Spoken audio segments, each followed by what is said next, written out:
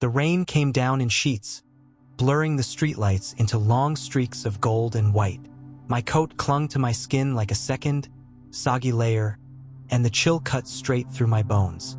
I stood there on the corner of Maple and Fifth, right where he left me, the echo of his words still pounding louder than the thunder overhead. I can't do this anymore. No explanation, no remorse, just those 5 words. Then he turned, stepped into the black SUV, and disappeared down the street without once looking back. Brandon had always been unpredictable, but nothing prepared me for this. For the way he left me standing in the rain, mascara running, clutching my phone like it could reverse time if I dialed the right number. But deep down, I knew calling him wouldn't help. I wasn't even sure the man I thought I loved had ever really existed. A few minutes passed, maybe more. Then came the second sound. A faint crunch of tires rolling slowly over wet gravel. A second vehicle, emerging from the opposite direction, headlights flickering behind the curtain of rain. I instinctively stepped back, unsure whether to run or wave it down. The car came to a halt, and the driver's door creaked open. I squinted, breath catching in my throat as a tall figure stepped out, rain slapping against their coat. My heart stopped. It was James, my older brother. The brother I hadn't seen in 3 years. The brother I thought was dead. His hair was longer now, messier. A scar ran from his left cheek to just beneath his ear, barely visible but impossible to miss. He looked different, hardened, like he had walked through fire and survived. But it was his eyes that undid me. Familiar, protective, and now full of something I couldn't quite read. Urgency? Regret? I saw what he did, James said, voice steady but soft. Get in. We don't have much time. I froze, disbelief crashing through me in waves. How are you here? I've been watching him for weeks, he said. I couldn't make contact until now. He was too careful. I shook my head, tears mixing with rain. You're supposed to be dead.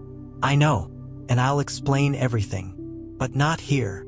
Part of me screamed to run, to demand answers, to grieve all over again. But the other part, the part that remembered our childhood, the way James used to protect me when Dad got drunk, the way he used to swear he'd never let anything bad happen to me, trusted him without question. Maybe it was foolish, but maybe it was the only real thing I had left. I got in the car. We drove in silence for several miles, the storm still pounding the world outside. My thoughts spun in every direction. Brandon's cold goodbye, James's sudden reappearance, the fear in his voice. Nothing made sense. Eventually, he turned off the main road and onto a dirt path surrounded by thick woods. The car bumped and swerved through the trees until we stopped in front of an old hunting cabin. Lights off, windows dark. My pulse quickened. James led me inside, lighting a lantern near the fireplace. The room was simple. One couch, a wood stove, shelves lined with dusty books and cans. He handed me a dry towel and motioned for me to sit. He knelt in front of the fire, poking at the embers. Brandon isn't who you think he is. I know that now, I said bitterly. No, he said. I mean it. He's not Brandon Walker. That name doesn't exist. He's used at least 6 aliases over the past decade, and every woman he's been with, every single one, has vanished. My blood turned to ice. Vanished. Gone. No trace. No explanations. 1 minute they're planning a life with him. The next they're missing. And anyone who tries to look too closely, he glanced at the scar on his face, ends up like me, or worse. I felt like I couldn't breathe. Why me? Why would he target me? James's voice lowered. Because of me. Because you're the only way to get to me. He's been waiting for the right time. I couldn't process it. Not yet. But somewhere inside me, puzzle pieces began clicking into place. The little lies Brandon told. The moments he disappeared without reason. The uneasy feeling I kept shoving down because I didn't want to be alone again. But why would you fake your death? I asked. To protect you, he said. I got too close to the truth. They came after me. It was either disappear or end up like the others. I chose to disappear. The wind howled outside. I stared into the fire, trying to absorb it all. Then a sound. Crunching leaves. James was on his feet instantly, peering through the curtain. A pair of headlights flickered through the trees, just for a second, then vanished. "They found us," he whispered. I backed toward the couch, fear pulsing through me like lightning. "What do we do?" He reached under the floorboards and pulled out a small black duffel bag. Inside, a pistol, a satellite phone, a stack of documents. "We run." But I knew in my heart there was no running from this. Not anymore. Not after everything Brandon had taken. I wanted the truth. I wanted answers. And more than anything, I wanted revenge. The rain had stopped sometime before dawn, leaving behind the still, gray hush of early morning. Mist clung to the trees like breath on a mirror, and the only sound was the slow ticking of the old cabin clock. I hadn't slept, not really. I dozed off a few times on the couch, wrapped in the scratchy wool blanket James gave me. But each time I closed my eyes, Brandon's voice came back, along with the look he gave me before driving off. Like I was nothing, like I had never mattered. But now everything was different. James sat across from me, legs stretched out, a worn notebook in his lap. It looked like it had seen fire, rain, and war. He flipped through its pages with a kind of quiet intensity that made me nervous. "What is that?" I finally asked. He didn't look up. "It's where I keep their names." I sat up straighter. "Whose names?" "The women," he said, voice low. "The ones Brandon has been with. The ones who never came back." I stared at him, heart climbing into my throat. You really think he's killing them?" James finally looked up. "I don't think. I know." He handed me the notebook, and I hesitated before taking it. The pages were filled with neat, slanted handwriting. Names, dates, cities, a few photos, some taped in, others just tucked between the pages. All women, all smiling, all gone. And then I saw her, Vanessa, the woman Brandon told me was his late wife. The one he'd claimed died in a car crash 3 years ago. Only she hadn't. She was listed here as missing. No body, no funeral, no closure. My skin turned cold. "I met her once," James said, "just before I disappeared. She was the first one who reached out to our group. Said she was scared. Said Brandon wasn't the man she married. We were supposed to meet again 2 days later. She never showed." I kept flipping through the pages. Each name felt like a stone sinking deeper into my stomach. Brandon had lied to me about everything. He hadn't just broken my heart. He'd planned to erase me. Why would he do this? I whispered. "What does he get out of it?" James sighed, rubbing his temples. "I don't know. Money, maybe. Control. Or maybe something darker. There's a pattern, but no clear motive. What I do know is, every time a woman disappears, he moves cities, changes identities, and starts again. The horror of it settled over me like a fog. I had loved him. I had imagined marrying him. I had imagined a future that could have ended in the same way as all the others. Quiet, unexplained, buried. "What do we do now?" I asked. "We don't run," James said. "Not anymore." He leaned forward, his tone shifting. "I've been following him for months. Watching. Waiting. I've mapped out everything, his routines, his contacts, even his real name, Dorian Black. It's the only one that comes up in connection with all the other aliases." I shook my head. "That doesn't even sound real." "It's not," he said. "He's a ghost. And you're the only one who's gotten this close and lived." A knock at the door snapped our heads toward the front of the cabin. We froze. James grabbed the pistol from under the table, finger hovering near the trigger. I stood up slowly, not sure if I was more afraid of Brandon or what I'd do if it actually was him. Another knock, firmer this time.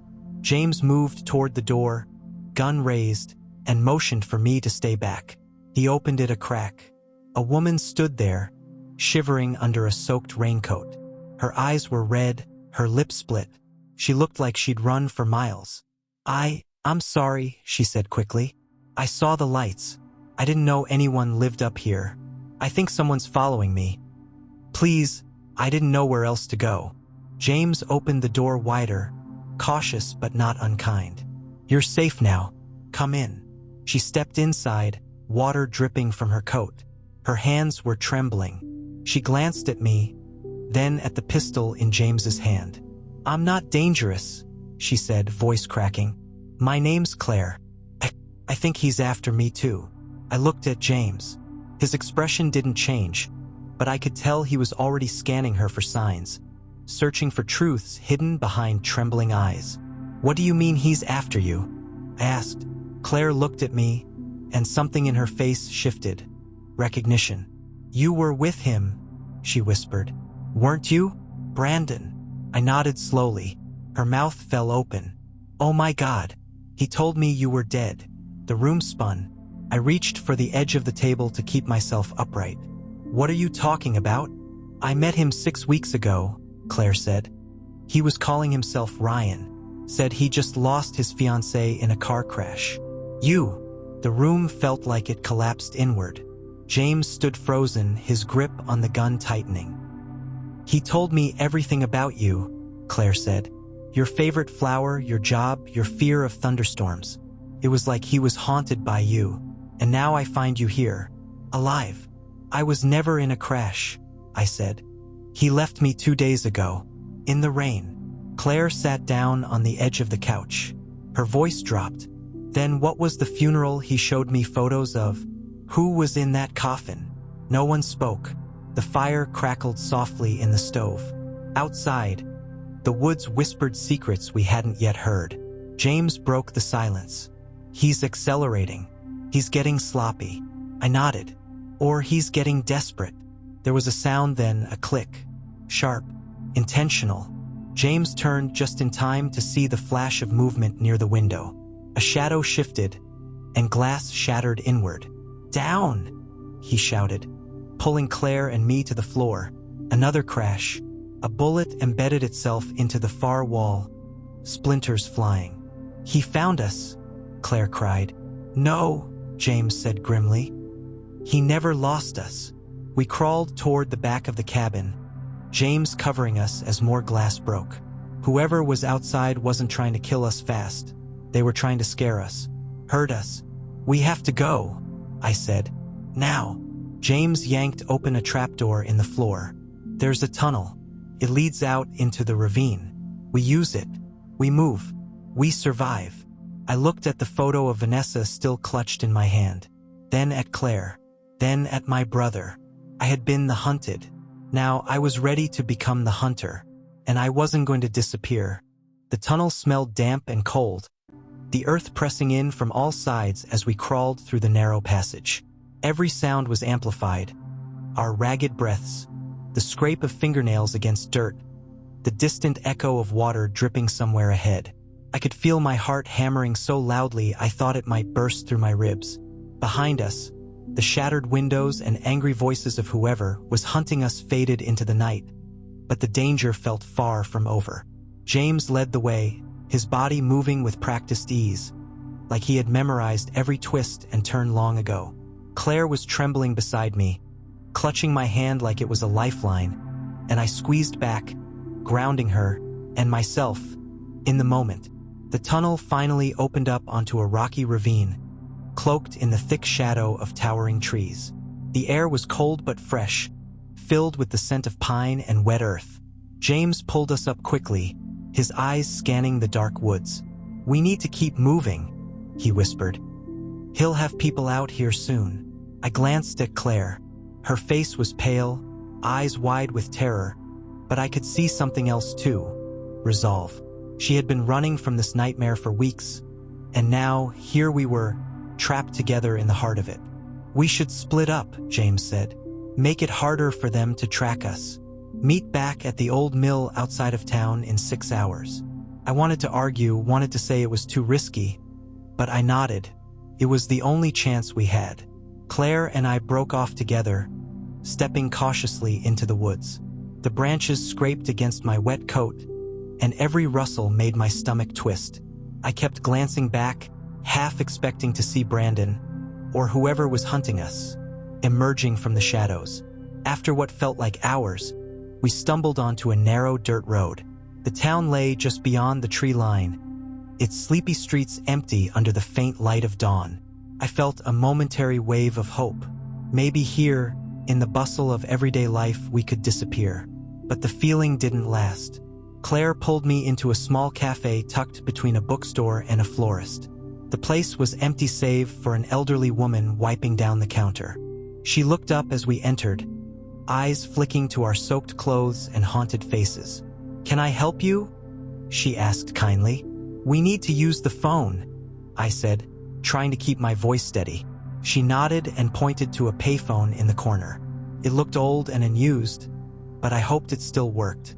I dialed James's number on the satellite phone and waited, the seconds stretching unbearably long. "Hello." His voice was faint but steady. "We're at the cafe on Main and 5th, I whispered. "Can you come get us?" "Stay put," he said. "I'm on my way." As I hung up, the door jingled and a group of men entered, their faces obscured by the early morning shadows. They looked around casually, but something about the way they moved, too deliberate, too cold, made my skin crawl. Claire grabbed my arm. "They're looking for us." I nodded. The fight wasn't over. We slipped out the back door into a narrow alley, heart pounding in time with our hurried steps. The town was waking up, but no one seemed to notice the two desperate women running through its veins, chased by ghosts from a past no one wanted to believe. Hours later, we met James at the old mill.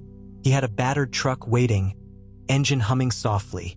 "Get in," he said. "We're leaving town." The drive was tense, every shadow outside the windows feeling like a threat. James kept the radio off, eyes scanning the rearview mirror as if expecting something, or someone, to appear at any moment. Finally, we reached an abandoned warehouse on the outskirts of the city. James parked and killed the engine. The silence was suffocating. "We need a plan," I said, voice barely above a whisper. James nodded. "I've gathered everything we can about Brandon's network. It's bigger than we thought. Human trafficking, money laundering, identity theft. He's a ghost with a trail of broken lives." Claire swallowed hard. "And we're the next targets." James pulled out a laptop, connecting it to a small satellite link. "This is where we strike back. We expose him. We bring everything into the light." For the first time since Brandon abandoned me in the rain, I felt something stir inside. A fierce determination not just to survive, but to fight.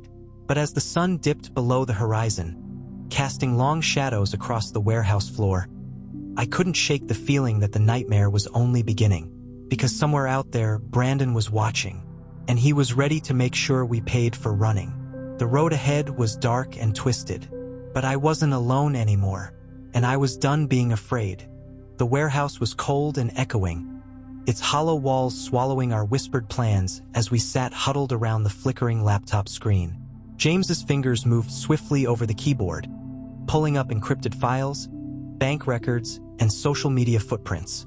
Each piece was a thread in the tangled web Brandon had spun, an empire built on lies, fear, and control. Claire shivered beside me, her hands wrapped tightly around a chipped mug of coffee James had brewed.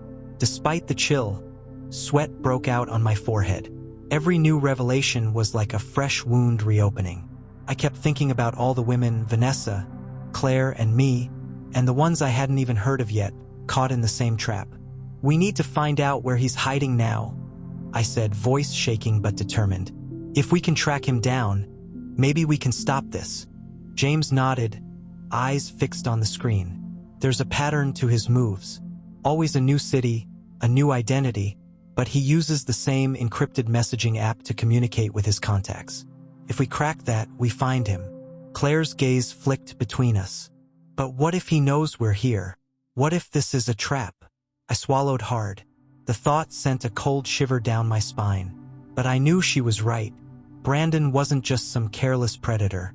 He was calculating and cruel, and he would never let us go without a fight. Suddenly, the screen flickered and went black. James slammed his fist on the table. "They're onto us," he muttered. Just then, the warehouse door creaked open. We froze. A tall figure stepped inside, silhouetted by the fading light outside. My heart lurched. Could it be him? Was this the end? But it wasn't Brandon. It was a woman. Her eyes were sharp and wary, but there was something familiar in her expression. Recognition. Relief. "I'm Mia," she said, stepping inside cautiously. "I was in the network too. I escaped last year." James lowered his weapon but didn't relax. "How do we know we can trust you?" Mia's gaze hardened. "Because I want him gone as much as you do." Over the next few hours, Mia told us her story. A tale of captivity, manipulation, and survival that mirrored our own.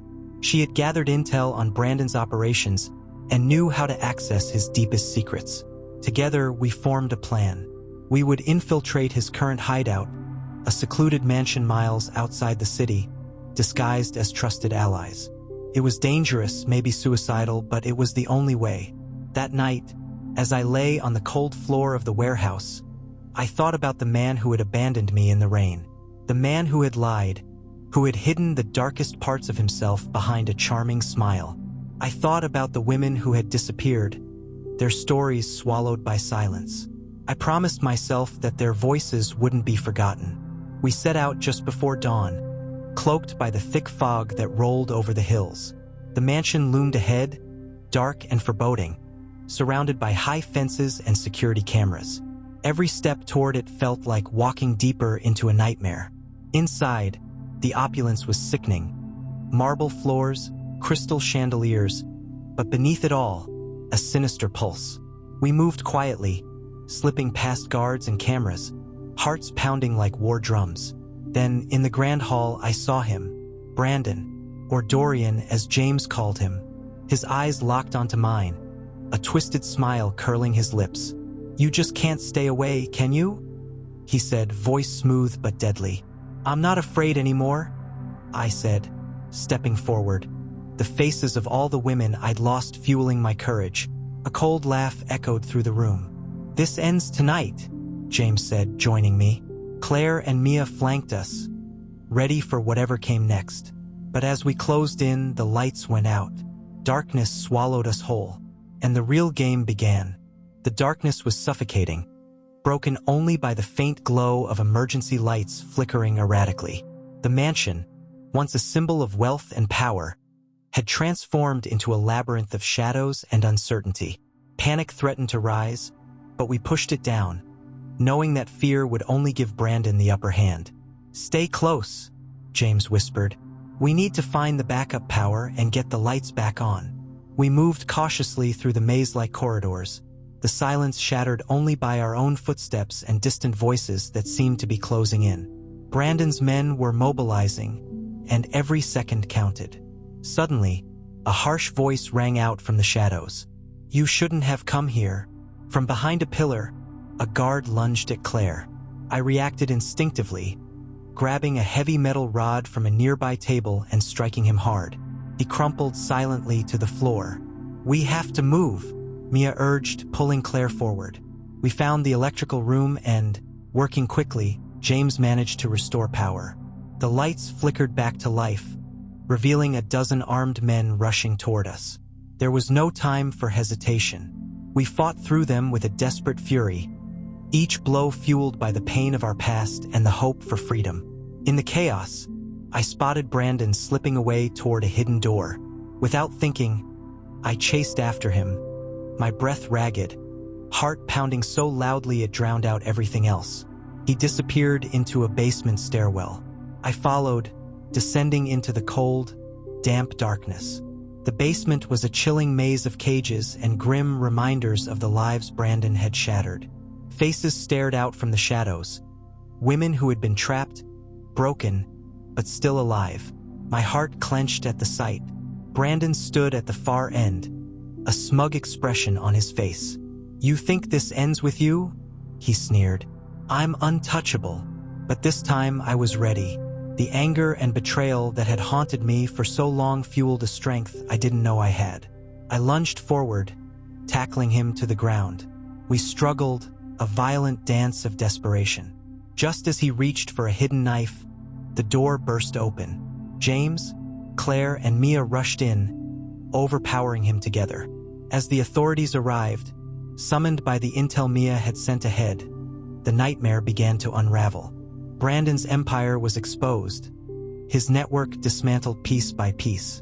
Standing among the freed women, I felt a surge of something I hadn't felt in months. Hope. Brandon had abandoned me in the rain, left me to drown in fear and doubt. But I survived. We survived. And now his reign was over. As the sun rose, casting golden light through the broken windows, I knew this was just the beginning of healing. For me, for Claire, for all of us who had been lost in the storm. The road ahead would be long, but we would walk it together. Because sometimes the darkest moments lead to the brightest dawns.